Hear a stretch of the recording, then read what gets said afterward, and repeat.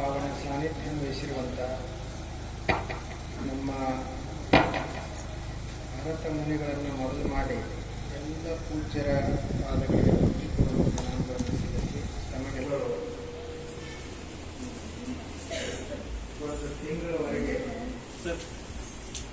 ನಿಮ್ಮನ್ನೆಲ್ಲ ಕರ್ಕೊಂಡು ಮತ್ತು ಶಾಸ್ತ್ರ ಚಿಂತನೆ ಮಾಡೋದು, ಗೀತಾ ಪಠನ, ದಾಸೋಹ ಹೀಗೆಲ್ಲ ಒಂದು ತಿಂಗಳವರೆಗೆ ಮಾಡಿದ್ದೀವಿ. ನೀವು ಅವ್ರ ಜೋಡಿ ಎಲ್ಲರೂ ಮಾಡಿದ್ದೀರಿ. ಈಗಾಗಲೇ ಇವರು ಹೇಳಿದಾಗ ಅಧಿಕ ಮಾಸದ 2 ಪಟ್ಟಿ ನೀವು ಬಹಳ ಸಾತ್ವಿಕರದ ಹಂಗೆ ಅವ್ರನ್ನ ನೋಡಿದ್ರೆ ಸಮಾಧಾನ. ಅವರು ಅಷ್ಟು ಸರಳ ಇರ್ತಾರೆ, ಮುಖದ ಮೇಲೆ ಒಂದು ಅಷ್ಟು ಪ್ರಶಾಂತತೆ. ಅವರು ಶ್ರದ್ಧಾಂತವನ್ನು ಏನು ಮಾಡ್ತಿದ್ದಿಲ್ಲ. ಅವರು ಬರೀ ಜಪಯಜ್ಞ, ದಾಸೋಹ ಇದನ್ನೇ ಮಾಡೋರು. ಇಲ್ಲಿ ಅಪೋಲ ಬುದ್ಧಿಜೀವರು ಸಿದ್ದೇಶ್ವರಪ್ಪ ಪ್ರವಚನ ನಡೆದಿತ್ತು. ಅವ್ರ ಸೇವಾಕ್ಕೆ ನಾನೇ ಇದ್ದೆ. ಅವಾಗಿಲ್ಲಿ ಅವರಿಗೆಲ್ಲ ಸ್ವಾಮಿಗಳಿದ್ರು, ಅವ್ರ ಜೋಡಿ ನಾನು ಇರ್ತಿದ್ದೆ. ಮೊದಲಿಗೆ ಪ್ರಾರ್ಥನೆ ನಾವೇ ಹೇಳ್ತಿದ್ವಿ. 15 ನಿಮಿಷ ಪ್ರಾರ್ಥನೆ ಹೇಳ್ಬೇಕು. ಮೊದಲು ಅಲ್ಲಿ ಒಬ್ಬರು ಯಾವುದೋ ಮನೆಯಾಗಿದ್ದರು. ಆ ಕಡೆ ಆ ತುಳುಕೇಳದ ಹತ್ತಿರ ಊರವರು ನಂದನಿ ರೀ, ಹಾಲಿನ ಡೈರಿ ನಂದನಿ. ಆ ಬಳಿಕ ರವಿ ಪಾಟೀಲ್ ಅನ್ನೋ ಅವ್ರ ಒಬ್ಬರು ಮನೆಯಾಗಿದ್ದರು. ಆನಂತರ ಅವರು ಒಬ್ಬರು ಕೈಲಾಸಪತಿ ಅವರು ಇಲ್ಲೇ ಬಿಲ್ಡಿಂಗ್ ಮಾಡಿದ್ರು. ರಾತ್ರಿ ಮಾಡಿದ್ರು. ಇಲ್ಲಿ ಬಂದಿವಿ. ಅವಾಗ ಇವರು ಶ್ರದ್ಧಾನಂದ ಅಪ್ಪಗಳಿಗೆ ಹತ್ತಿರ ಇದ್ರಲ್ಲ, ದಿನಾಲು 40,000 ಜನ ಸೇರ್ತಿದ್ರು. 40,000 ಜನ ಪ್ರವಚನಕ್ಕಿರ್ತಿದ್ರು. ಶ್ರದ್ಧಾನಂದ ಅಪ್ಪಗಳ ಹತ್ತಿರ ಯಾರಾದರೂ ಭಕ್ತರು ಬಂದು ನಾವು ಕೊಡ್ಬೇಕಾಗಿತ್ತಪ್ಪ, ಏನು ಕೊಡೋದು ಅಂತ ಕೇಳಿದ್ರೆ ಇವ್ರು ಏನು ಹೇಳಬೇಕು? ಇವ್ರೇನು ಗೋಧಿ ಕೊಡು, ಅಕ್ಕಿ ಕೊಡು ಅಂತ ಹೇಳ್ತಿದ್ದಿಲ್ಲ. 1 ಕ್ವಿಂಟಲ್ ಜೀರಿಗೆ ಕೊಡು ಅಂತ ಹೇಳ್ತಿದ್ರು. 1 ಕ್ವಿಂಟಲ್ ಜೀರಿಗೆ, 1 ಕ್ವಿಂಟಲ್ ಸಾಸಿವೆ ಕೊಡು, ಬಿಸೋ ದಾಸೋಹ ಬರುತ್ತೆ ಅಂತ ಹೇಳೋರು. ಅಷ್ಟು ದಾಸೋಹ ಮಾಡ್ತಾರೆ. ಇದು ಬಹಳ ದೊಡ್ಡ ಕಾರ್ಯ ಇದೆ. ಈಗ ನಿಮ್ಮ ಮನೆಗೆ ನಾವು ಯಾರು ಬಂದಿರಂತ ಇಟ್ಕೊಡ್ರಿ, ನಮ್ಮದು ಹೊಟ್ಟೆ ಹಸಿದಿರ್ತದ. ಬಂದು ನಮ್ಮನ್ನು ಕರೆದುಕೊಂಡು ಕೂಡಿಸಿ ಚಂದಾಗಿ 1 ತಾಸು ಬರೀ ಮಾತು ಹೇಳಿ ಕಳಿಸಿದ್ರಿ ಅಂದ್ರೆ ನಾವೇನ್ ಮಾಡಬೇಕು? ಅವಳಕಲ್ಲೇ ಆಯ್ತು, ಚಲೋ ಆಯ್ತು ಅಂತ ಹೋಗುದು. ನಿಮ್ದು ಹೋಗಿ ಏನಪ್ಪ ಇವರು ಏನೋ ಕೊಡಲಿಲ್ಲ. ನೀವು ಮಾತಾಡದಿದ್ರು ಪರವಾಗಿಲ್ಲ, ನಿಮಗೇನು ಮಾತಾಡಕ್ ಹೊಡೆದಿದ್ರು ಚಿಂತೆ ಇಲ್ಲ. ಬಂದವರಿಗೆ ಕರೆದು ಕೂಡಿಸಿ ಮಸ್ತ್ ಪೈಕಿ ಊಟ ಮಾಡಿಸಿ ಕಳಿಸಿದ್ರಂದ್ರೆ ಅವರು ನೆನಪಿಡ್ತಾರೆ ಯಾವಾಗ. ಅದನ್ನ ಶ್ರದ್ಧಾನಿಸಬೇಕು. ಎಷ್ಟು ಕಷ್ಟ. ಅದರಾಗಿ ಈಗ ಈ ಮೊಬೈಲ್ ಮುಂತಾದ ಯುಗದೊಳಗೆ ನಿಮಗೆಲ್ಲ ಕೂಡಿಸಿ 1 ತಿಂಗಳು ನಿಮಗೆ ಉಪಯೋಗ ಆಗಲಿ, ನಿಮ್ಮ ಪುಣ್ಯ ಹೆಚ್ಚಾಗಲಿ ಅಂತ ಕೆಲಸವನ್ನು ಮಾಡ್ಯಾರ. ನೀವು ಸಹಿತ ಎಲ್ಲರೂ ಅವರಿಗೆ ಸಹಕಾರ ಮಾಡ್ಯಾರ. ನೋಡಿ, ತಾಯಂದಿರೆಲ್ಲ ಇಷ್ಟು ಜನ ನೀವು ಬಂದಾರೆ. ಬಹುಶಃ ಕುಂಭೋತ್ಸವ ಇತ್ತು ಕಾಣ್ತದ. ಇಲ್ಲಿ ಊರ ಹತ್ತಿರದ ಗೊತ್ತಿಲ್ಲ ನಮಗೆ. ನಾವು ಅಪ್ಪಗಳ ಜೋಡಿ ಇದ್ದಾಗ ಬರೀ ಅಪ್ಪಗಳ ಸೇವಾ ಮಾಡೋದಾಗ್ತಿತ್ತು, ಹೊರಗೆ ಬರ್ತಿದ್ದಿಲ್ಲ. ಈಗೂ ಬಂದಾಗ ಹೀಗೆ ನೋಡ್ತೀವಿ, ಕ್ರಾಸ ಹೋಗೇ ಬಿಡಿ. ಊರ ಕಡೆ ಗೊತ್ತಿಲ್ಲ ನಮಗೆ. 13 ಮೈಲ್ ಅಂತ ನಾವು ಕರಿತೀವಿ, ಏನೋ ಬಸವನಗರ ಅಂತ ಅವ್ರು ಹಾಕ್ಯಾರ. ಇಂಥಲ್ಲಿ ಎಲ್ಲರನ್ನ ಕೂಡಿಸಿ ನೋಡ್ರಿ. ಅಲ್ಲಿ ಈ ಕಡೆ 1-2 ಊರು ಅದಾವ. ಗಿಡದ ಕೆಳಗೆ ಮಲ್ಕೊಳ್ಳೋದು, ಅಲ್ಲೇ ಇರೋದು, ಅಲ್ಲೇ ಸಾಧನೆ ಮಾಡೋದು. ಜನರಿಗೆ ಎಲ್ಲರನ್ನು ಕೂಡಿಸಿ ಅವ್ರಿಗೆ ಒಂದಿಷ್ಟು ಚಲೋ ಮಾತನ್ನು ಹೇಳೋದು. ಅಪ್ಪಗಳು ಕರೆಸಿದ್ರಲ್ಲಿ ಯಾವ ಗಿರ್ನಾಳಕನೇ ಅಪ್ಪಗಳು ಬಂದಿದ್ರು ನೋಡ್ರಿ. ಅದು ಇವ್ರ ಮೇಲೆ ಒಟ್ಟು ಬಹಳ ಪ್ರೀತಿ ಬುದ್ಧಿಜಿಯವರು. ಶ್ರದ್ಧಾನಂದ ಅಪ್ಪಗಳಿಗೆ ಇದೇ ಮಂದಿರದೊಳಗನೆ, ಇದೇನು ಮಂದಿರ ಅದಲ್ಲ, ಪೂರ್ಣಾನಂದ ಸ್ವಾಮೀಜಿಯವರ ಮಂದಿರದಲ್ಲಿನೇ ಇವರು ಕಿರೀಟ ತಂದಿದ್ದರು. ಯಾರು? ಶ್ರದ್ಧಾನಂದ ಅಪ್ಪಗಳು ಸಿದ್ದೇಶ್ವರ ಅಪ್ಪಗಳ ತಲೆ ಮೇಲೆ ಹಾಕಬೇಕಂತ ಕಿರೀಟ ತಂದಿದ್ದರು. ಅವರಿಗೆ ಹಾಕಾದ್ರು ನಮಗೆ ಬೇಡದು ನೀವೇ ಹಾಕೊಳ್ಬೇಕಂತ ಇವರ ಅವ್ರ ತಲೆ ಮೇಲೆ ಹಾಕ್ತಾರೆ. ಅದು ಇದೇ ಗುಡಿಯಾಗ ಈ ಕಡೆ ಅಷ್ಟು ಅವ್ರದ್ದಿಬ್ಬರದು ಬಹಳ ಒಂದು ಅನ್ಯೋನ್ಯ ಇತ್ತು. ನಾವು ಈ ಅಧಿಕ ಮಾಸದಲ್ಲಿ ನಮಗೇನೂ ಮಾಡೋಕ್ಕಾಗಿರಲಿಲ್ಲ. ನಿನ್ನಂತೂ ಹೆಂಗೂ ಮುಗಿದೈತಿ. ಈಗ ಗುರುಗಳು ಹೇಳಿದ್ರಲ್ಲ 2 ದಿವಸ ಹೆಚ್ಚಿಗೆ ಯಾಕೆ ಆಗೋದಿಲ್ಲ ಅಂತ ತಿಳ್ಕೊಂಡು ಇವತ್ತು ನಾವೆಲ್ಲರೂ ಕೂಡೇವಿ. ನೀವೆಲ್ಲ ಮಾಡಿದ್ರಿ, ಭಾಳ ಸಂತೋಷ. ಈಗಾಗಲೇ ಎಲ್ಲ ಪೂಜ್ಯರು ಹೇಳಿದಾರ. ಏನು ಅಂತಂದ್ರೆ ಇದೆಲ್ಲ ಎದಕ್ಕೆ ಸಾಧನ ಅಂದ್ರೆ ನಾವು ನಿಶ್ಚಿಂತವಾಗಿ ಇರಬೇಕು. ಇವತ್ತು ಮನುಷ್ಯನಿಗೆ ಚಿಂತೆ ಬಹಳ ಕಾಡ್ತಾರೆ. ಈಗ ನೋಡ್ರಿ, ಒಬ್ಬ ವ್ಯಸನ ಮಾಡುವಂತ ಮನುಷ್ಯ ಬೀಡಿನೋ ಸಿಗರೇಟೋ ಸೇರ್ತಿದ್ದ ಅಂದ್ರೆ ಅವನು ಬರೀ ಪುಪ್ಪುಸಗಳು ಅಷ್ಟೇ ಹಾಳಾಗ. ಇನ್ನು ಕುಡಿಯುವಂತ ಇದ್ದ ಅಂದ್ರೆ ಅವನದು ಲಿವರು, ಸಣ್ಣ ಕರಳು, ದೊಡ್ಡ ಕರಳು ಹಾಳಾಗ್ತಾವ ಅಂತ ಹೇಳ್ತಾರೆ ಆ ವ್ಯಸನ ಮಾಡೋದ್ರಿಂದ. ಆದ್ರೆ ಈ ಚಿಂತೆ ಅನ್ನುವಂತ ವ್ಯಸನ ಅದಲ್ಲ, ಚಿಂತೆ ಅದಲ್ಲ. ಇದು ಯಾವ ಮನುಷ್ಯ ಚಿಂತೆ ಮಾಡ್ತಾನ ಅವನ ಇಡೀ ಶರೀರ, ತಲೆ ಎಲ್ಲಾನೇ ಹಾಳಾಗ. ಬರೇ ಇವು ಕುಡಿಯೋ ಒಂದು ಕರಳುಗಳಷ್ಟೇ ಹಾಳಾಗ, ಸೇದೋ ಒಂದು ಪಪ್ಪುಸಗಳಷ್ಟೇ ಹಾಳಾಗ. ಆದ್ರೆ ಚಿಂತೆ ಮಾಡುವಂತ ಮನುಷ್ಯಂದು ತಲೆನ ಕೆಡ್ತದ, ಅದು ಹೊಟ್ಟೆ ಮೇಲೂ ಪರಿಣಾಮ ಬೀರ್ತದ, ಉಳಿದ ಎಲ್ಲಾ ಅವಯವಗಳ ಮೇಲೂ ಅದರ ದುಷ್ಪರಿಣಾಮ ಇದೆ. ಆದ್ದರಿಂದ ಚಿಂತೆ ಮಾಡಬಾರದು, ನಿಶ್ಚಿಂತವಾಗಿರ್ಬೇಕಾದ್ರೆ ಇಂಥ ಮಹಾತ್ಮರ ಉಪದೇಶ ಮತ್ತು ಈ ತಪಸ್ಸ ಇಂಥದ್ದೆಲ್ಲ ಬೇಕು. ಅವಾಗ ಆತ ನಿಶ್ಚಿಂತನಾಗ. ಇದು ಬಹಳ ಎಲ್ಲ. ಈಗ ಮೊಬೈಲ್ ಬಳಸ್ತಿರಲ್ಲ, ಮೊಬೈಲ್ದಾಗ ಇಂತಿಷ್ಟ ಇಡಬೇಕಂತ ಅದಕ್ಕೊಂದು ಲಿಮಿಟ್ ಇರ್ತದೆ, ಸ್ಟೋರೇಜ್ ಅದ. ಅದಕ್ಕಿಂತ ಹೆಚ್ಚಿಗೆ ಅದು ಇಟ್ಕೊಳ್ಳೋದಿಲ್ಲ. ಇಟ್ಕೊಂಡ್ರು ಅದು ಮೊಬೈಲ್ ಅದು ಹ್ಯಾಂಗಿಂಗ್ ಆಗ್ತದೆ, ಎಲ್ಲ ಖರಾಬೇ ಆಗ್ತದೆ. ಹಂಗೆ ಇದು ನಮ್ಮದು ಒಂದು ತಲೆ ಐತಲ್ಲ, ಇದಕ್ಕೂ ಒಂದಿಷ್ಟು ಮಿತಿ ಕೊಟ್ಟಾನ ದೇವರು. ಎಲ್ಲ ನಮ್ಮ ತಲೆಯಾಗನೆ ಇಟ್ಟುಕೊಂಡಿವಿ ಅಂದ್ರ ತಲೆ ಸರಿಯಾಗಿ ಉಳಿದಿಲ್ಲ, ಅದು ತಲೆ ಕೆಡ್ತದ. ಅದಕ್ಕೆ ಏನ್ ಮಾಡ್ಬೇಕಾಗ್ತದ, ತಲೆಯಾಗಿದ್ದೀನಿ ಹೆಂಗೆ ಡಿಲೀಟ್ ಮಾಡ್ಬೇಕು, ಯಾವುದೋ ಬಟನ್ ಇಟ್ಟಿಲ್ಲ. ಈಗ ನಾವು ಇಂಥ ಮಹಾತ್ಮರ ಹತ್ತಿರ ಆಶ್ರಮಗಳಿಗೆ ಬಂದೀವಿ ಅಂದ್ರ ಅವ್ರು ಹೇಳ್ತಾರೆ, ನೋಡಪ್ಪ ಇದು ನಿನ್ನ ಬದುಕಿಗೆ ಬೇಕಾದದ್ದು, ಇದನ್ನ ಇಟ್ಕೋ, ಇದು ಬೇಡಾದದು ಅಂತ ಹೇಳಿ ಅವ್ರು ಅದನ್ನ ತಲೆಯಿಂದ ತೆಗಿತಾರ. ಅದಕ್ಕೆ ತಲೆ ಹಗರಾಯ್ತ್ರಿ, ನಮ್ದು ಮಠಕ್ಕೆ ಹೋಗಂತೀವಿ ಅಂತ ಹೇಳ್ತಾರೆ. ಅವರು ನಮ್ಮನ್ನ ಬದಲಾವಣೆ ಮಾಡ್ತಾರೆ. ಹೇಗೋ ಮಾತಾಡಿಯೋ ಅಥವಾ ಅವರ ವಲಯದಿಂದಲೇ ಎಷ್ಟೋ ಪರಿವರ್ತನೆ ಆಗುತ್ತೆ. ಈಗ ನಾವೇನು ಹಿಮಾಲಯಕ್ಕೆ ಹೋಗ್ತೀವಿ, ಅದೇ ಹಿಮಾಲಯ ಏನು ಮಾತಾಡೋದಿಲ್ಲ, ಬರೀ ಅದರ ಸಮೀಪವಾದ್ರೆ ಏನಪ್ಪ ಎಷ್ಟು ವಿಶಾಲ ಅದ, ಎಷ್ಟು ಹಾಲ್ನ್ಯಾಗ ಕಬ್ಬ ಸಕ್ಕರೆ ಇರ್ತದಪ್ಪ, ಕಬ್ಬಿನೊಳಗ ಹಾಲ್ನ್ಯಾಗ ಹಾಕಿ ತೊಗೊಂಡ್ಬಿಡು ರುಚಿ ಆಗ್ತದ ಅಂತ ಹೇಳಿ ನಾವು ಹಾಲ್ನ್ಯಾಗ ಕಬ್ಬು ಅಲಗಾಡಿಸಿದ ಕುಡ್ದ ಏನು ರುಚಿ ಆಗ್ತಿಲ್ಲ. ಅವಾಗ ಹೆಂಗಿದ್ರಾಗ ಸಕ್ಕರೆ ಇದ್ದಂತೀರಿ, ಈಗ ರುಚಿ ಆಗ್ತಾ ಇಲ್ಲ ಅಂತಂದ ಅವ್ರು ಹೇಳಿದ್ರು. ಅದು ಅಷ್ಟು ಸುಲಭ ಇಲ್ಲ. ಅದು ನೋಡಕ್ಕೋ ಅದನ್ನ ಕಬ್ಬು ಅಂತ ಹೇಳಿ ಕಬ್ಬೆಲ್ಲ ಒಂದು ಸ್ವಲ್ಪ ಜಜ್ಜಿ ಹಿಂಡಿ ಅದನ್ನ ರಸ ಮಾಡಿ ಕಾಸಿ ಅದರೊಳಗೆ ಯಾವ್ಯಾವ್ದು ಸಕ್ರೆ ಅಲ್ಲ ಅಂತೈತೆ ಅದನ್ನೆಲ್ಲ ತೆಗೆದು ಆ ಬಳಕ ಏನು ಶುದ್ಧವಾಗಿ ಉಳಿತದ ಸಕ್ರೆ, ಆ ಸಕ್ರೆಯನ್ನ ಹಾಲಾಗಿ ಹಾಕಿ ಸ್ವಲ್ಪ ಅಲ್ಲಾಡಿಸ್ಬೇಕು, ಅವಾಗ ಸಿಗುತ್ತೆ. ಆಗ ಗುರುಗಳು ನಮಗೆ ಹೇಳಿದ್ರು, ನಿನ್ನ ಒಳಗಡೆ ಪರಮಾತ್ಮ ಅದನಪ್ಪ, ನಿನ್ನ ಒಳಗಡೆ ಆನಂದ ಐತಿ, ನಿನ್ನ ಒಳಗಡೆ ಪರಮ ಶಾಂತಿ ಐತಿ, ಈ ಪ್ರಪಂಚದ ಒಳಗಡೆ ನೀನು ಅದನ್ನ ಅನುಭವಿಸ್ತಿ ಅಂತ ಹೇಳಿದ್ರೆ ಬರೀ ನಾವು ಅಷ್ಟೇ ಮಾಡಿದ್ವಿ ಅಂತಂದ್ರೆ ಅದು ಕಬ್ಬಿನಾಗಿನ ಹಾಲ ಹಂಗೆ ಅಲಗಾಡಿಸೋ ರುಚಿ ಹತ್ತಾಗಿಲ್ಲ, ಹಂಗೆ ಏನೋ ಅನುಭವಕ್ಕೆ ಬರಂಗಿಲ್ಲ. ಅದನ್ನ ಮಥನ ಮಾಡಬೇಕಾದ, ರಸ ಮಾಡಬೇಕಾದನ್ನ ಕಾಯಿಸಬೇಕು. ಆನಂತರ ಅದನ್ನ ನಾವು ಹಾಕಿದೀವಿ ಅಂದ್ರೆ ಸವಿ ಹೆಚ್ಚಾಗ್ತದ. ಅದಕ್ಕೆ ನೀವು ಇಲ್ಲಿ ಏನೇನು ಮಾಡ್ಯಾರಿ, ನೀವು ಏನು ಮಾಡೋದು ಅಂತಂದ್ರೆ ಮೇಲಿಂದ ಮೇಲೆ ಅವ್ರ ಹತ್ತಿರ ಬಂದು ಅವ್ರ ದರ್ಶನ ತೆಗೆದುಕೊಳ್ಳೋದು, ಅವರಿಂದ ಒಂದಿಷ್ಟು ಮಾತುಗಳನ್ನ ಕೇಳಲಿಕ್ಕೆ ಪ್ರಾರಂಭ ಮಾಡಬೇಕು. ಅದು ಬಹಳ ದೊಡ್ಡದ. ಇಲ್ಲಾಂದ್ರೆ ನಾವೇನೀಗ ಪ್ರಪಂಚ ಮಾಡೇವಲ್ಲ, ಏನು ಎಷ್ಟೆಷ್ಟೋ ಹೆಂಗೆಂಗೋ ಆಗೈತಿ ನಮ್ಮ ಪ್ರಪಂಚ. ನಾವು ಈ ಜಗತ್ತಿಗೆ ಬಂದಾಗ ಹೆಂಗಿತ್ತಂತ ನಮ್ಮ ಮನಸ್ಸ, ಎಲ್ಲ ಜ್ಞಾನಿಗಳು ಹೇಳ್ತಾರ, ಸ್ವಚ್ಛ ಪಾಟ್ ಇದ್ದಂಗಿತ್ತು. ಖಾಲಿ ಪಾಟ್ ಇರ್ತದಲ್ಲ ಹಂಗಿತ್ತು ನಮ್ಮ ಮನಸ್ಸ, ಕ್ಲೀನ್ ಸ್ಲೇಟ್ ಇದ್ದಂಗಿತ್ತು.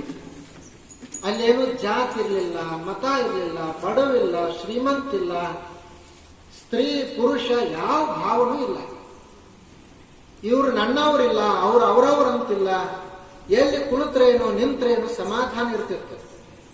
ಮುಂದ ಪಾಠಿ ಮ್ಯಾಲ ಯಾರೋ ಜಾತಿ ಬರದ್ರು, ಧರ್ಮ ಬರದ್ರು, ನೀ ಶ್ರೀಮಂತ ಅಂತ ಬರದ್ರು, ನೀ ಬಡವಂತ ಬರದ್ರು, ಪಾಪಿಯೋ ಪುಣ್ಯವಂತೋ ಅಂತ ಎಲ್ಲ ಬರದ ಈಗ ಪಾಟಿ ಹೆಂಗ ಮಾಡ್ಯಾರಂದ್ರೆ ಇನ್ನೇನು ಬರಿಲಾಕ್ ಬರ್ಲಾರ್ದಂಗ ಮಾಡಿಬಿಟ್ಟಾರ. ಅದನ್ನೇನು ಗುರುಗಳು ಏನ್ ಮಾಡ್ತಾರ, ಅವ್ರ ಹತ್ತಿರ ನಾವು ಓದಿವಿ ಅಂದ್ರ ಅದ ಪಾಟಿಯನ್ನೆಲ್ಲ ಸ್ವಚ್ಛ ಮಾಡ್ತಾರ. ಸ್ವಚ್ಛ ಮಾಡಿ ನೋಡಪ್ಪ ನೀ ಹೆಂಗದಂದ್ರ ತತ್ ತ್ವಮ ಅಸಿ, ನೀನೇ ಅದು ಅದದಿ, ನೀನೇ ಸತ್ಯ ಅದದಿ. ನೀನು ಬರೇ ಈ ಸಣ್ಣ ಜಾತಿಗೆ ಸೀಮಿತ ಆದವಲ್ಲ. ನೀನು ಬರೇ ಒಂದಿಷ್ಟು ಹಣಕ್ಕಾಗಿ ಹಣ ನಿನ್ನನ್ನು ಪರಿವರ್ತನೆ ಮಾಡಬಾರದು. ನಿನ್ನ ಹತ್ತಿರ ಸ್ವಲ್ಪ ಹಣ ಬಂತು ಅಂದ್ರೆ ನಾ ಶ್ರೀಮಂತ ಅಂತ ಭಾವಿಸ್ತಿ, ನಿನ್ನ ಹತ್ತಿರ ಸ್ವಲ್ಪ ಹಣ ಹೋಯ್ತು ಅಂತ ನೀ ಬಡವಂತ ಭಾವಿಸ್ತಿ. ಹಣ ನಿನ್ನನ್ನು ಹಾಳಾಕತ್ತೆ. ನೀ ಹಣದಕ್ಕಿಂತ ದೊಡ್ಡವಾದ ಯಾವ್ದು ಬಂದ್ರೆ ಏನು ಹೋದ್ರೆ ಏನು, ಅದು ನಿನ್ನ ಮೇಲೆ ಪರಿಣಾಮ ಬೀರಬಾರ್ದು. ನೀ ಪರಿಣಾಮಕ್ಕೆ ಒಳಗಾಗದೇ ಇರುವಂತ ಮನುಷ್ಯ ಅದ ಅಂತ ಹೇಳಿದಾಗ ಆ ಭಾವ ಬರ್ತದೆ. ಅವಾಗ ಮನುಷ್ಯ ಸಮಾಧಾನವನ್ನು ಪಡಿತಾನೆ. ಇಲ್ಲಾಂದ್ರೆ ಅಲ್ಲಿ ತನಕ ಮನುಷ್ಯ ಹಂಗೆ ಸುತ್ತಾನೆ ಇರ್ತಾನೆ. ಪ್ರಪಂಚದೊಳಗೆ ಸುಖ ಐತಿ ಸುಖ ಐತಿ ಅಂತ ಸುತ್ತಾನೆ ಇರ್ತಾನೆ. ಅವರು ಬಸವಣ್ಣವ್ರು ಹೇಳಿದ್ರೆ ಇದು ಸುಖ ನಮ್ಮದು ಹೆಂಗಾಗೈತಿ ಅಂದ್ರೆ ತುಪ್ಪದ ಸವಿಗೆ ಅಲಗ ನೆಕ್ಕುವ ಸೊನಗನಂತೆ. ಕಂಡಡೆ ಬಿಡದು ತನ್ನ ಮುನ್ನಿನ ಸ್ವಭಾವವನ್ನು, ಸುಡು ಸುಡು ಮನವಿದು ವಿಷಯಕ್ಕೆ ಹರಿಯುವುದು, ಮೃಡ ನಿನ್ನ ಅನುದಿನ ನೆನೆಯಂತೆ ಕರುಣಿಸುವಂತ ಅವ್ರು ಕೇಳ್ಕೊಳ್ತಾರೆ. ಅದು ಹೆಂಗಾಗೈತೆ ಅಂತ, ಒಂದು ಕತ್ತಿ ಖಡ್ಗ, ಆ ಖಡ್ಗಕ್ಕ ತುಪ್ಪ ಹಿಡಿಬಾರ್ದಂತ ಹೇಳಿ ತುಪ್ಪ ಹಚ್ಚಿಟ್ಟಿರ್ತಾರೆ. ಅದು ಯಾವಾಗರೇ ಅದಕ್ಕ ಹೊರಗೆ ತೆಗೆದಿರ್ತಾರ, ಕತ್ತಿ ಮ್ಯಾಲ ಕವರ್ ಹಾಕಿರ್ತಾರ, ಕವಚ ಇರ್ತದ. ಅದನ್ನ ಒಂದು ದಿವಸ ಕತ್ತಿಯನ್ನ ಕವರ್ದಿಂದ ಹೊರಗೆ ತೆಗೆದಿಟ್ಟಿದ್ದ. ಅದರದ್ದು ವಾಸನೆ ಬಂತು, ಸ್ವಲ್ಪ ತುಪ್ಪದ ವಾಸನೆ. ಒಂದು ನಾಯಿ ನೋಡಿತು ತುಪ್ಪದ ಅಂತ ಹೇಳಿ ಕತ್ತಿ ನೆಕ್ಕಾಕ ಶುರು ಮಾಡಿತು. ಅದು ಕತ್ತಿಯ ಓರೆ ಬಹಳ ಹರಿತಿತ್ತದ. ಅದು ನೆಕ್ಕಿತು, ನಾಲಿಗೆಯ ನಾಯಿ ನಾಲಿಗೆ ಹಂಗೆ ಸಣ್ಣಂಗಿ ಕತ್ತರಿಸ್ತಿತ್ತು. ರಕ್ತ ಬರ್ಲಿಕ್ಕೆ ಶುರು ಆಯ್ತು. ಅವಾಗ ಇದು ನಾಯಿ ಏನು ತಿಳ್ಕೊತು ಅಂದ್ರೆ ತುಪ್ಪ ಬರಾಕತ್ತೈತಿ ಅಂತ ತಿಳ್ಕೊತು.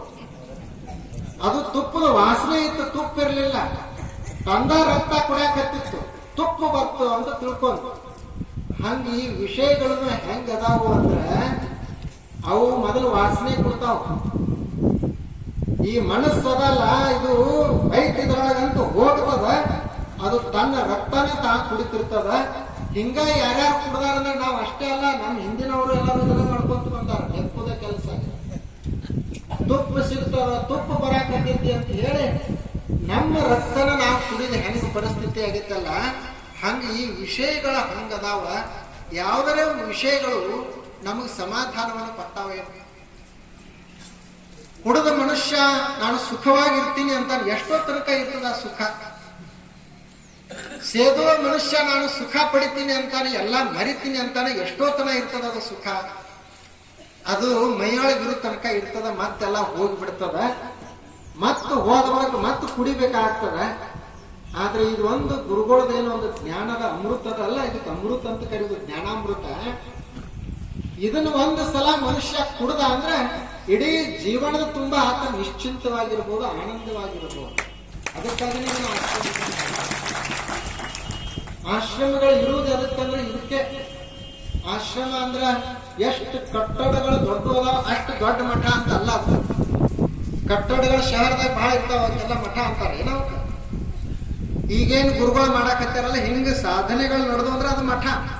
ಅದು ಗಿಡದ ಕೆಳಗರೆ ಇರ್ಲಿ ಅಥವಾ ಮಧ್ಯದರೇ ಇರ್ಲಿ, ಚಪ್ಪರದಾಗರೇ ಇರ್ಲಿ, ಅದು ಮಠ. ಬಿಲ್ಡಿಂಗ್ ಬಹಳ ದೊಡ್ಡದೈತಿ, ಆದ್ರೆ ಇಂಥವು ಯಾವ ಕಾರ್ಯ ನಡೆಯುವುದಿಲ್ಲ ಅಂತಂದ್ರೆ ಅದಕ್ಕೆ ಮಠ ಅನ್ನಂಗಿಲ್ಲ, ಆಶ್ರಮ ಅಂತ ಅನ್ನಂಗಿಲ್ಲ. ಇರ್ಬೋದು, ಅದು ಬಹಳ ದೊಡ್ಡದು. ಆದ್ರೆ ನಮ್ಮ ಭರತ ಮುನಿಗಳು ಇಲ್ಲಿ ಏನೂ ಇರ್ಲಿಲ್ಲ ಅವಾಗ. ಅದು ಅಪಗಳ ಪ್ರವಚನ ಮುಗಿಸಿ ಹೋದ ಬಳಕ ಅವರು ಹೊಲನೂ ಬಹುಶಃ ಮಾರಿದ್ರೇನೋ. ಹೊಲ ಕೊಟ್ಟವ್ರು ಯಾರು ಇನ್ನೊಬ್ಬರು ಅದಾರಲ್ಲ, ಅವರೇ ಮಾಡಿ ಇದನ್ನೆಲ್ಲ ಕೊನೆಗೆ ಭರತ ಮುನಿಗಳಿಗೆ ಒಪ್ಪಿಸಿದ್ರು. ಅವರು ಇದನ್ನು ಬಹಳ ಪರಿಶ್ರಮ ವಹಿಸಿ ನಿಮಗೆಲ್ಲರನ್ನು ಕಟ್ಟಿಕೊಂಡು ಜೊತೆಗೂಡಿಸಿಕೊಂಡು ಅವರೇ ಸಣ್ಣವ್ರಕ್ಕಿಂತ ಸಣ್ಣವರಾಗಿ ದೊಡ್ಡವ್ರಕ್ಕಿಂತ ದೊಡ್ಡವರಾಗಿ ಬಹಳ ಇಂಥ ಗುರುಗಳು ಸಿಗುವುದಂತೂ ಬಹಳ ಅಪರೂಪ. ನಿಮಗದು ಈಗ ಗೊತ್ತಾಗುವುದಿಲ್ಲ ಬೆಲೆ ಅದು ಮುಂದೆ ಗೊತ್ತಾಗ್ತದೆ. ಅದಕ್ಕೆ ಅಂಥ ಗುರುಗಳು ನಿಮ್ಮ ತೇರಾ ಮೇಲ್ದಲ್ಲಿ ಅದಾರ. ಅವರ ಒಂದು ಸನ್ನಿಧಾನದಲ್ಲಿ ನೀವೆಲ್ಲ ಒಂದು ತಿಂಗಳ ಅನುಷ್ಠಾನವನ್ನು ಮಾಡಿದ್ರಿ. ಆ ಅನುಷ್ಠಾನ ಎಲ್ಲ ಫಲ ಕೊಡ್ಲಿ. ಅದು ಎಷ್ಟು ಸಿಕ್ಕತ್ತು ಏನು ಸಿಕ್ಕೈತಿ ಅಂತ ಏನು ತಲೆ ಹಾಕೊಳಕ್ ಹೋಗ್ಬಾರ್ದು. ಅದು ಎಷ್ಟು ನಮಗೆ ದೇವ್ರು ಕೊಡಬೇಕು, ನಾವೇನು ದೇವ್ರಿಗೆ ಕೇಳಬೇಕಾಗಿಲ್ಲ, ನಮ್ಮ ಸಾಮರ್ಥ್ಯ ನೋಡಿ ಕೊಟ್ಟೆ ಕೊಡ್ತಾರೆ. ಈಗ ಒಬ್ಬ ಹುಡುಗ ಅವ್ರ ಅಪ್ಪಗ ಸಣ್ಣ ಹುಡುಗ ಓಡಾಡ್ಕೊಂಡಿರುವಂತವ ಅವ ಅಂತಿದ್ದ ಹುಡುಗ ನನಗೆ ಹೆಗಲ ಮೇಲೆ 100 ಕಿಲೋ ಹೊರಸ್ ಅಂತ ಅವ್ರ ಅಪ್ಪ ಹೇಳ್ತಿದ್ದ. ಅವ್ರ ಅಪ್ಪ ಇವ್ ಸುಮ್ಮನೆ ಹೇಳ್ತಾನ ಅಂತ ಹೇಳಿ ಸಣ್ಣ ಒಂದು ಕಿಲೋದಷ್ಟು ಕೊಡ ನಮ್ಮ ಅಪ್ಪರ ಇಷ್ಟು ದೊಡ್ಡದು ಬರ್ತಾನ, ನನಗ್ಯಾಕೆ ಇಷ್ಟು ಸಣ್ಣದು ಕೊಡ್ತಾನೋ ಅಂತ ಇವನಿಗೆ ಅನಿಸ್ತಿತ್ತು. ನೋಡು, ನಿನಗೆ ಎದಕ್ಕಷ್ಟು ಸಣ್ಣ ಕೊಡ್ತಾನೆ, ನಿನ್ನ ಶಕ್ತಿ ನೋಡಿ ಕೊಡ್ಬೇಕು, ನಿನ್ನ ಬರೋ ಸಾಮರ್ಥ್ಯ ಎಷ್ಟು ಐತಿ ಅಂತ. ಹಾಗೆ ದೇವರು ಸಹಿತ ನಾವು ಎಲ್ಲಾ ಬೇಡ್ಕೊಳ್ಳು, ನನಗೆ ಅದನ್ನು ಕೊಡು, ನನಗೆ ಇದನ್ನು ಕೊಡು ಅಂತ ಎಲ್ಲಾ ಬೇಡ್ಕೊಳ್ಳು. ಆದ್ರೆ ಅವ ಯಾವಾಗ ಕೊಡ್ತಾನೋ ಅಂತಂದ್ರೆ ನಮ್ಮಲ್ಲಿ ಬರೋ ಸಾಮರ್ಥ್ಯ ಇದೆಯೋ ಇಲ್ಲೋ ಅದನ್ನು ನೋಡಿ ಯಾರಿಗೆ ಎಷ್ಟೆಷ್ಟು ಸಾಕೈತಿ ಅಷ್ಟೆಷ್ಟು ಹೇಳ್ಕೊಂಡು ಮಾತ್ರಕ್ಕೆಲ್ಲ ಕೊಡುದಿಲ್ಲ ಅವ. ಯಾಕಂದ್ರೆ ಅವ್ನಿಗೆ ಬರ್ತದೆ ಯಾರ ಸಾಮರ್ಥ್ಯ ಎಷ್ಟೈತಿ ಅಂತ. ಹಾಗೆ ನೀವೇನು ಪ್ರಾರ್ಥನೆ ಮಾಡಿರಲ್ಲ, ಅದು 2 ಪಟ್ಟರಲ್ಲಿ ಸಿಗ್ಲಿ 4 ಪಟ್ಟರಲ್ಲಿ ಸಿಗ್ಲಿ, ನಿಮಗೆ ಎಷ್ಟು ಸಿಗ್ತದೆ ಅಷ್ಟು ಸಿಗ್ತದೆ. ನಿಮಗ್ ₹1 ಸಿಕ್ತಂದ್ರೆ ನಿಮ್ಮದು ಅದು 2 ಪಟ್ಟ ಅಂತ ತಿಳ್ಕೊಳೋದು. ಇನ್ನೊಬ್ಬರಿಗೆ 100 ಸಿಕ್ತಂದ್ರೆ ಅದು ಅವ್ರಿಗೆ ಸಿಕ್ಕತ್ತೆ, ಅದು ಅವ್ರು 100 ಪಟ್ಟ ಅಲ್ಲ. ನಮಗೆ ಎಷ್ಟು ಸಿಗ್ತ ಅದೇ ನಮ್ದು ಅಷ್ಟು ದೊಡ್ಡ.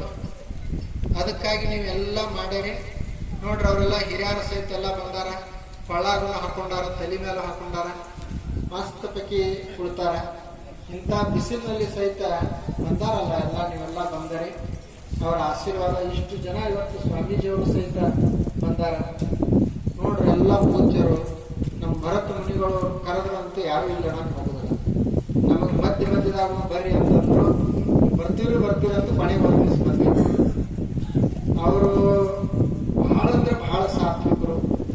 ಅವರಂತ ಒಬ್ಬ ಯೋಗ್ಯ ಸನ್ಯಾಸಿಗಳು, ಒಬ್ಬ ಸಮರ್ಥ ಗುರುಗಳು ಇಲ್ಲಿ ಇದ್ದುಕೊಂಡು ನಿಮಗೆಲ್ಲ ಅವರು ಕರುಣೆಯನ್ನ ನೀಡ್ತಾರೆ. ನೀವು ಏನೇನು ನಿಮಗೆ ಸಾಧ್ಯ ಆದ ಸೇವಾ ಮಾಡಲಿಕ್ಕೆ ಮಾಡುತ್ತ ಬರ್ರಿ. ಯಾರು ನೋಡ್ಲಿ ಅಥವಾ ನೋಡದೆ ಇರಲಿ. ಈಗ ನಿಮ್ಮ ಮನ್ಯಾಗ ಎಲ್ಲರೂ CC ಕ್ಯಾಮ್ರಾ ಕೂರಿಸಿರ್ತೀವಿ. ನಿಮ್ದೊಂದು ಅಂಗಡಿ ಇತ್ತಂದ್ರೆ CC ಕ್ಯಾಮ್ರಾ ಕೂರಿಸಿರ್ತೀವಿ. ಅಂಗಡಿಯಾಗ ಏನ್ ನಡೆದತ್ ನೋಡಾಕ, ಮನ್ಯಾಗ ಏನ್ ನಡೆದತ್ ನೋಡಾಕ. ಅಲ್ಲಿ ಏನ್ ನಡೆದತಿ ಅಂತ ಹೆಂಗ್ ನೋಡ್ತೀರಿ ಅಂದ್ರೆ ಕ್ಯಾಮ್ರಾದಾಗ ನೋಡ್ತೀರಿ. ಹಂಗ ಈ ದೇವರು ಅವನು ನಮ್ಗಿಂತ ಹುಷಾರಲ್ಲ. ಇದು ಅವನದು ಮನಿ, ಇದು ಅವನದು ಅಂಗಡಿ, ಇದೆಲ್ಲ ನಮ್ಮನ್ನು ಬಿಟ್ಟ. ನಾವು ಇಲ್ಲಿ ಯಾರ್ಯಾರು ಏನೇನ್ ಮಾಡಾಕತ್ತಾರ ಅಂತ ಅವನು ಒಂದೊಂದು ಅವಾಗ ಕ್ಯಾಮ್ರಾ ಕೂಡಿಸ್ಬಿಟ್ಟ. ಅವು ನಮ್ಮ ಕ್ಯಾಮ್ರಾ ಯಾವಾಗ ಕರೆಂಟ್ ಇಂದಾಗ ಬಂದ್ಬಿಡ್ತಾವ, ಅವು ಬಂದ್ ಬಿಡುದಿಲ್ಲ. ಅವು ಯಾವಾಗಲೂ ನಮ್ಮ ಜೋಡಿ ಇರ್ತಾವ. ದಾಬಾಕ್ ಹೋದ್ರು ಇರತ್ತಾವ, ದೇವಸ್ಥಾನಕ್ಕೆ ಹೋದ್ರು ಇರತ್ತಾವ. ಅದಕ್ಕ ನಾ ಯಾರನ್ನ ₹10 ಕೊಟ್ನಿ, ನಮ್ದು ಭರತ್ ಸ್ವಾಮಿಗಳು ನೋಡಿದ್ರೆ ಇಲ್ಲ, ನಾವು 4 ಹೂ ತಂದು ಕೊಟ್ನಿ ನೋಡಿದ್ರಿಲ್ಲ ಅಂತ ತಲೆ ಕೆಡಿಸ್ಕೊಳಕ್ ಹೋಗ್ಬಾರ್ರಿ. ಇದು ದೇವ್ರ ಜಗತ್ತ. ನಾವು ಹೆಂಗ್ ನಮ್ಮ ಮನ್ಯಾಗ CC ಕ್ಯಾಮ್ರಾ ಕೂಡಿಸಿರ್ತೀವಿ ಹಂಗ ಅವನು CC ಕ್ಯಾಮ್ರಾ ಕೂಡಿಸ್ಬಿಟ್ಟಾನೆ. ನಾವು ಯಾರು ನೋಡ್ಲಿ ಅಥವಾ ನೋಡದೇ ಇರ್ಲಿ ಅವನಿಗಂತೂ ನಿಶ್ಚಿತವಾಗಿ ಬರ್ತದೆ. ಅದಕ್ಕೆ ನಾವು ಉಳಿದವ್ರದ್ದು ಯೋಚನೆ ಮಾಡೋದು ಬೇಡ. ಅವ್ರ ಒಬ್ರು ಭಗವಂತ ನಮಗ ಗುರುಗಳು ಯಾವ ರೂಪದಲ್ಲಿ ಬರ್ತಾನ ಅಂತಂದ್ರೆ, ದೇವರು ನಾವು ಸಿಗುವುದಿಲ್ಲ, ಅವ್ನು ಬರುವುದಿಲ್ಲ ಅಂತೀವಿ. ಅವ್ನು ತಾಯಿಯಾಗಿ ಬಂದಾನ, ತಂದೆಯಾಗಿ ಬರ್ತಾನೆ, ಕೊನೆಗೆ ಗುರು ಆಗಿ ಬಂದು ನಮಗೆ ಕಲಿಸ್ತಾನೆ. ಅಂತ ಗುರುಗಳು ಇಲ್ಲಿ ಬಂದಾರ. ಅವರು ಒಂದು ತಿಂಗಳ ಅನುಷ್ಠಾನ ನಿಮ್ಮನ್ನೆಲ್ಲ ಕರ್ಕೊಂಡು ಮಾಡಿದ್ದಾರೆ. ಭಗವದ್ಗೀತೆಯನ್ನ ಹೇಳಿದಿರಿ ಮತ್ತು ಅದು ನಿಜಗುಣ ಶಾಸ್ತ್ರವನ್ನ ಅಧಿಕ ಮಾಸದಲ್ಲಿ ನೀವೆಲ್ಲ ಸಾಧನೆಯನ್ನ ಅದನ್ನ ಚಿಂತನೆಯನ್ನ ಮಾಡಿದಿರಿ. ಅದಂತೂ ಅದ್ಭುತ ಗ್ರಂಥ ಅದ. ಅದ್ರ ಜೋಡಿ ನಮಃ ಶಿವಾಯ ಅನ್ನುವಂತ ಓಂ ನಮಃ ಶಿವಾಯ ಜಪ ಮಾಡಿರಿ. ಅದು ಬಹಳ ದೊಡ್ಡ ಕಾರ್ಯ ಆಗ್ಯದ. ಇನ್ನೇನು ಕೊನೆ ಕಾರ್ಯಕ್ರಮ ಎಲ್ಲ ಪೂಜ್ಯರಿಗೆ ಸತ್ಕಾರ ಮಾಡ್ತಾರೆ. ಕೊನೆಗಂತೂ ಅಧಿಕಾರ. ಈಗ ನೀವು ಎಷ್ಟೊತ್ತನ ಪಾಪ ಕೂತಾರೆ ಎಲ್ಲಾರು ನೀಡೇರ್ಸಿರಿ. ಮಸ್ತ್ ಪೈಕಿ ಏನ್ರ ಹುಗ್ಗಿ ಅದು ಏನ್ರ ಮಾಡಿರ್ಬೇಕು. ಸತ್ಕಾರ ಹುಗ್ಗಿನ ಅದ ಅಂತ ನೋಡಿ. ಇದೇ ಅಧಿಕ ಮಾಸ ಅಂತ ತಿಳ್ಕೊಂಡು ನಿಮಗೆ ಎಷ್ಟು ಸಾಧ್ಯದ ಅಷ್ಟು ತೋರಿ, ಆನಂದದಿಂದಿರ್ರಿ. ಏನೂ ಚಿಂತೆ ಮಾಡುವಂತ ಅವಶ್ಯಕತೆ ಇಲ್ಲ. ಮತ್ತು ಯಾವಾಗ ನಿಮಗೆ ಸಮಯ ಸಿಗ್ತದ, ಸಮಯ ಸಿಗುದಿಲ್ಲ ಅಂತ ಅನ್ಬಾರ್ದು. ಗುರುಗಳ ಹತ್ತಿರ ಯಾವಾಗ ಸಮಯ ಸಿಗ್ತದ ಅವಾಗೆಲ್ಲ ನೀವು ಬರಬೇಕು. ಇನ್ನು ಇದು ಅಧಿಕ ಮಾಸದಾಗ ಅಷ್ಟೇ ಮಾಡೋದು. ಇನ್ನು 3-4 ವರ್ಷ ನಂತರ ಮತ್ತೆ ಬರ್ತೈತಿ. ಅಲ್ಲಿ ತನಕ ಗುರುಗಳ ಗತಿ ನೀವು ಯಾರು ಬರಲಿಲ್ಲ. ಮತ್ತು ನಿಮ್ಮದ ಗತಿ ಏನು ಹಂಗೆ ಮುಂದಿನ ವರ್ಷ ಮತ್ತೆ ಶ್ರಾವಣದಾಗ ಬರೋದು, ಮತ್ತೆ ಯಾವಾಗ ಮತ್ತೆ ಕಾರ್ಯಕ್ರಮ ಇರುತ್ತೆ ಅವಾಗ ಬರೋದು. ಹಾಗೆ ಎಲ್ಲ ಸಂದರ್ಭದಲ್ಲಿನೂ ಬರೋದು. ಅವು ನಾವು ಸತ್ಸಂಗ ಒಳ್ಳೆಯವರು ಇರೋದ್ರಿಂದನೇ ಅವು ಶುಭ ಆಗಿದೆ. ಅಧಿಕ ಮಾಸ ಅಂತ ಯಾಕಾಯ್ತು? ದೇವರಿಂದನೇ ಅಧಿಕ ಅಂತ ಮಾಸ ಅಂತ ಪಡ್ಕೊಂಡ್ರಲ್ಲ. ಈಗ ನಾವು ಬಸವಣ್ಣ ಜಯಂತಿ ದಿವಸ ಅದು ಜಯಂತಿ ಅವತ್ತನೇ ಯಾಕೆ ಚಲೋ ಆಯ್ತು? ಬಸವಣ್ಣವ್ರು ಹುಟ್ಟಿದ್ರಂತ ಅದು ಚಲೋ ಆಯ್ತು. ಹಾಗೆ ಮಹಾತ್ಮರ ಬುದ್ಧ ಹುಟ್ಟಿದಂತ ಅದು ಅವತ್ತು ಚಲೋ ಆಯ್ತು. ಹಾಗೆ ಒಂದು ಒಳ್ಳೆ ಕಾರ್ಯದಿಂದ ದಿವಸ ಚಲೋ ಆಗ್ತದ. ಹಾಗೆ ನೀವೆಲ್ಲ ಇಲ್ಲಿ ಬರ್ತಾ ಇರೋದ್ರಿಂದ ಅವತ್ತನೇ ಒಳ್ಳೆಯದಾಗ್ತದೆ ಅಂತ ಹೇಳಿ ನಾವೆಲ್ಲ ಆಶಿಸೋಣ. ಮತ್ತೊಮ್ಮೆ ಎಲ್ಲ ಪೂಜ್ಯರಿಗೆ ಮತ್ತು ಎಲ್ಲ ಹಿರಿಯರಿಗೆ ಎಲ್ಲ ಹಿರಿಯರು ಎಷ್ಟು ಒಳ್ಳೆಯ ಮಾತುಗಳನ್ನ ಹೇಳಿದ್ದಾರೆ. ಅವರಲ್ಲಿ ಎಲ್ಲ ಮಾತುಗಳನ್ನು ನೀವು ನೆನಪಿಟ್ಟುಕೊಂಡು ಇವತ್ತು ಹೋಗ್ರಿ ಅಂತ ಹೇಳಿ ಆಶಿಸ್ತಾ ಎಲ್ಲರಿಗೂ ನಮಸ್ಕಾರ.